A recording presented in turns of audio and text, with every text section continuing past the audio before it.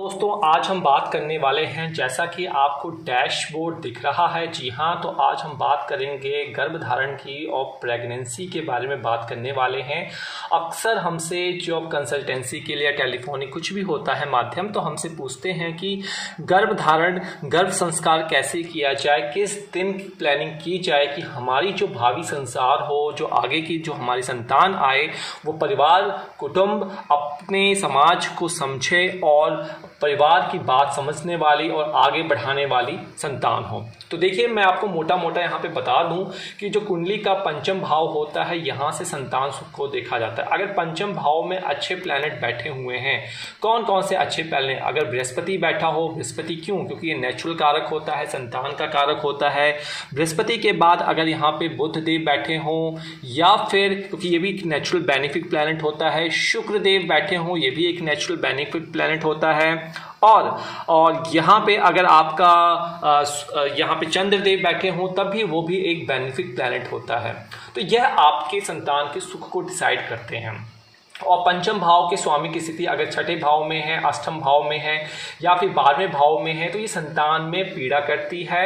और यही रीज़न बनते हैं कि लोग एडॉप्शन के लिए जाते हैं, या फिर IVF के लिए जाते हैं, या फिर IUI के लिए जाते हैं, या फिर टेस्ट ट्यूब बेबी के लिए जाते हैं। तो आज हम बात करेंगे वह कौन सा दिन है जिस दिन आपको गर्भाशय के लिए प्लानिंग करनी चाहिए। देखिए, शास्त्रों के अनुसार अगर स्त्री पुरुष सामाजिक, धार्मिक और पारिवारिक मान्यताओं के अनुसार शारीरिक संबंध बनाते हैं, तो यह एक पवित्र घटनाक्रम होता है। शास्त्रों में विवाह के बाद ही स्त्री पुरुष के शारीरिक संबंधों को पूर्ण रूप से शुद्ध कहा जाता है। तो मतलब आफ्टर मैरिज के बाद जो रिलेशनशिप बनता है, उससे जो संतान आती है, उसको हमारे शास्त्रों में पवित्र माना गया है।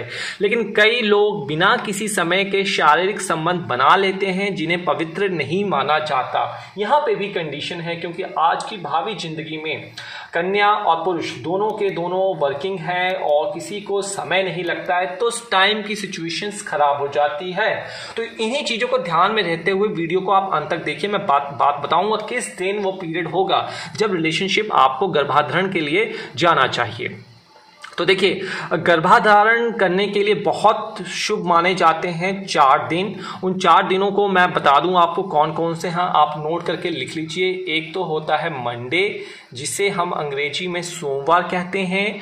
दूसरा जो होता है बुधवार होता है, जिसे हम वेडनेसडे कहते हैं। तीसरा जो होता है वो थर्सडे होता है, जिसे हम बृहस्पतिवार कहते हैं। और चौथा जो होता है वो फ्राइडे होता है।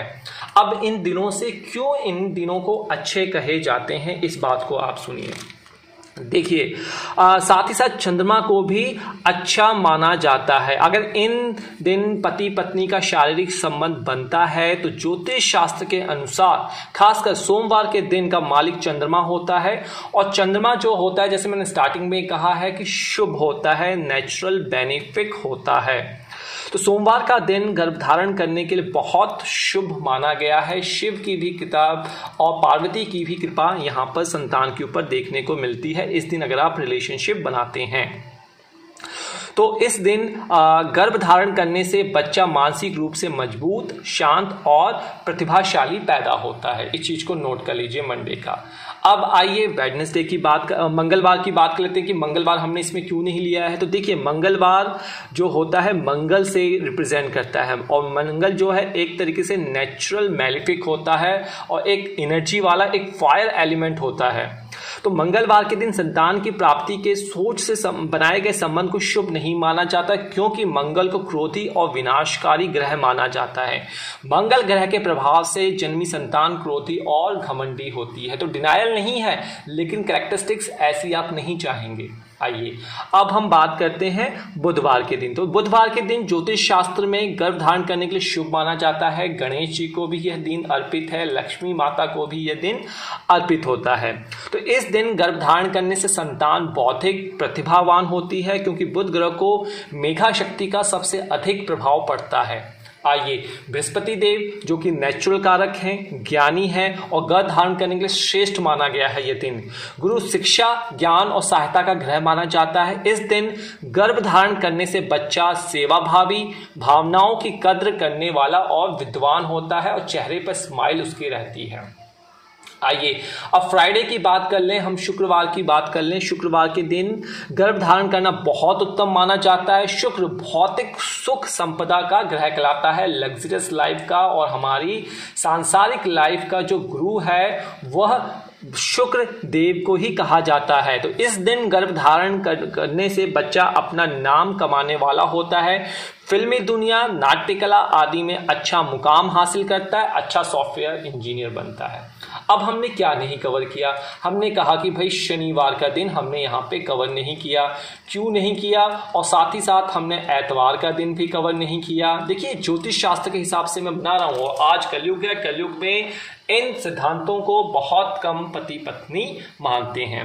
तो शनिवार के दिन भूलकर भी गर्भ धारण के लिए कोशिश नहीं करनी चाहिए। यह ग्रह ज्योतिष में पाप ग्रह माना जाता है, मिसकैरेज के चांसेस बढ़ जाते हैं। शनि प्रभाव से होने वाली संतान निराशावादी और नकारात्मक सोच पैदा कर देती है। कंडीशन, अगर शनि आपकी कुंडली में ज्यादा खराब है तब ये पीड़ा होगी, लेकिन अगर शनि कुंडली में अच्छा है और शुभ ग्रहों, जो 4 ग्रह मैंने स्टार्टिंग में बताए, उनका प्रभाव पड़ रहा है तो अच्छे परिणाम भी वहां पे मिलने को दिखाई देते हैं।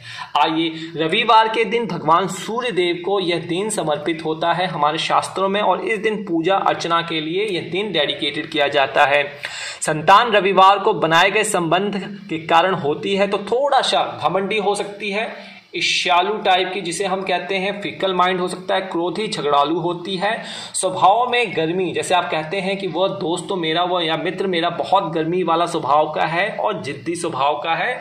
तो यह सारी चीजें कंसीविंग के लिए अगर आप जाते हैं, पूरे शादीशुदा के बाद आप जा रहे हैं, फैमिली प्लानिंग कर रहे हैं, तो अगर आप ये अप्रोच फॉलो करते हैं तो आपकी संतान उत्पत्ति के लिए बहुत अच्छा सिद्ध होगा और भावी संतान बहुत अच्छी मिलेगी। तो यह एक तरीका था, मैंने आपको बताया वो कौन से दिन होते हैं जहां पे कंसीविंग के लिए आप जाते हैं तो बहुत अच्छे आपको रिजल्ट मिलते हैं। बाकी कुछ आपको लगता है कंफ्यूजन है, कुछ परामर्श लेना चाहते हैं तो ज्योतिष घर वैदा ऐप हमारी वेबसाइट से कांटेक्ट हमसे कर सकते हैं। अबाउट अस और डिस्क्रिप्शन बॉक्स में सारे लिंक दिए हुए हैं। तो आज यहाँ पे समापन दीजिए। नमस्कार।